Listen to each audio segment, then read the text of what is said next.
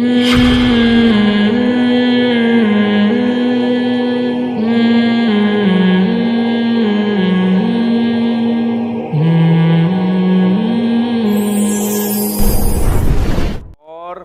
देखो, मेरे पास एक साहब का फ़ोन आया कि मेरे अब्बा ऐसे, मेरे अब्बा ऐसे, मेरे अब्बा ऐसे। मैंने कहा भाई, अल्लाह ताला ने बीवी बदलने का तो इख्तियार दिया है, अगर मजबूरी हो, अब्बा बदलने का इख्तियार नहीं दिया। जैसे भी हैं वही इन्हीं का एहतराम करो भाई।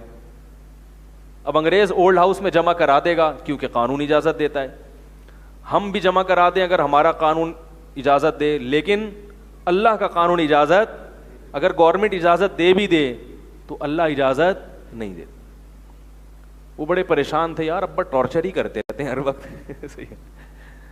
तो मैंने कहा इसकी तो इजाज़त है कि अब्बा से अलग रह लो, घर अलग रखो, बेगम को अलग लेके अलग घर में रह लो।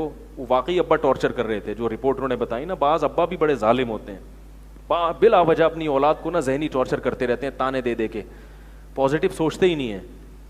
लेकिन अब क्या करें, हैं तो अब्बा ना।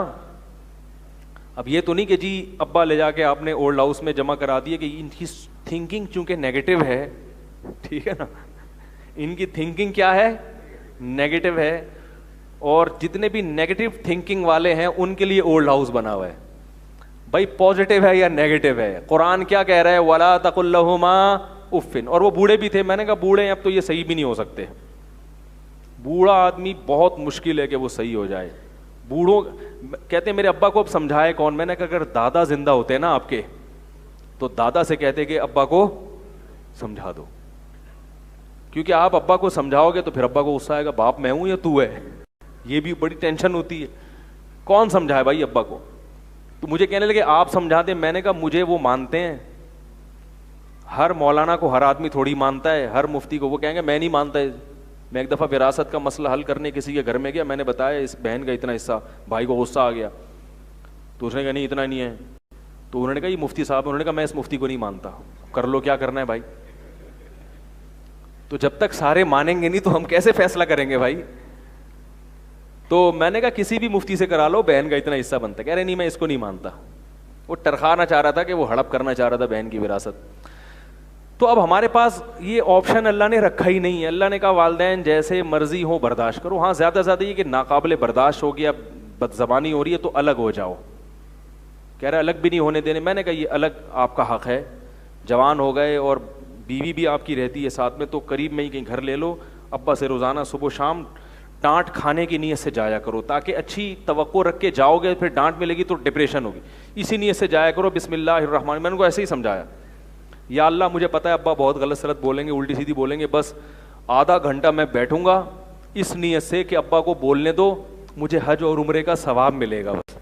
मैंने कहा खुदा की कसम अल्लाह दुनिया में भी नवाजेगा और आखिरत में भी। बस मैंने कहा इस नीयत से जाया करो, बस थोड़ी देर गया आप जी जी जी मैं ऐसा ही हूँ, ठीक है ना। वो कहेंगे ना तू बड़ा गधा है, नालायक है। जी आपने बिल्कुल सही कहा। फिर वो कह रहे जी बोलो तो भी गुस्सा करते हैं, वो जबान चलाता है मेरे सामने। तो मैंने कहा बस फिर कोई दरमियाना सलस बोला करो। आधा घंटा है, टेंशन है। मैंने कहा आधे घंटे बाद वो फोन आ गया, मुझे जाना है, ऐसे करके निकल आओ। फिर शाम को दोबारा आधा घंटा बैठ जाओ, खर्चा वर्चा दे के आ जाया करो। इस तरह जिंदगी गुजारो, चलाओ चलाओ बस काम। कौन सा वो हमेशा जिंदा रहेंगे भाई। तो अगर कोई वालिदैन बहुत ही जालिम हो ना, तो इस तरीके से, वैसे होते नहीं है जालिम, अक्सर अच्छे ही होते हैं, औलाद बदतमीज़ होती है। लेकिन अगर कोई कहीं जुल्म कर रहे हैं तो फिर इस तरीके से टेक्निकल तरीके से जो है उसको डील किया जाए। तो ये इसलिए कि अल्लाह ताला ने अब्बा बदलने का ऑप्शन आपके पास रखा ही नहीं है। मियाँ बीवी बदले जा सकते हैं, अब्बा। और देखो अब्बा भी औलाद को बर्दाश्त करते हैं। अगर औलाद बिगड़ जाए तो अब्बा कभी नहीं, अगर घर से निकाल भी देना गुस्से में, तो फिर अब्बा की नींदें उड़ जाती हैं, कहाँ है मेरा बेटा, तलाश करके लाओ। तो ऐसी मोहब्बत अल्लाह ने वालिदैन और औलाद में रखी है कि ये एक वालिदैन औलाद के बगैर नहीं रहते, और औलाद चाहती है कि वालिदैन के बगैर हम रह लें। तो भाई जब उन्होंने इतनी मोहब्बत दी है तुम्हें, तो अल्लाह कहता है कि अब उनको भी बुढ़ापे में मोहब्बत दो, इज्जत दो, उनको बर्दाश्त करना पड़ेगा। तो ये किसका हुक्म है? अल्लाह का हुक्म है।